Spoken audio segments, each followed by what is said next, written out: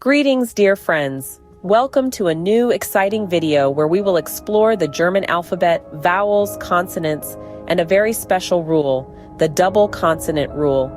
This rule is like a secret key that can unlock the pronunciation mysteries of the German language. Stay tuned and learn along and learn. In German language, vowels can be pronounced short, like in cam, or long, like in cam. But how do we know when to pronounce a vowel short or long?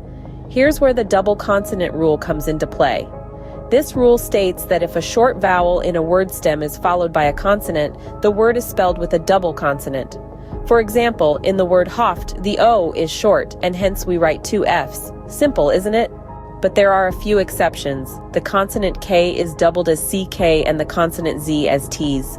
For instance, take the word Rennbahn. Here the E is short, and hence we write two Ns. It's a quirky little twist on the rule, isn't it? But don't worry, with a bit of practice, these exceptions will feel just as natural as the rule itself. So keep an open mind and embrace the exceptions as part of the fascinating world of language. Now you know the exceptions too. Now it's your turn. Take your pens and paper and try to apply the double consonant rule to a few words yourself. Think of it as a game. It's all about having fun while learning. Perhaps you're wondering about the word bet.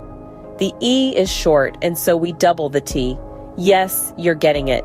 The more you practice, the more it will become second nature to you. So go ahead and dive into the world of German double consonants. Remember, practice makes perfect. That's all for today, dear friends.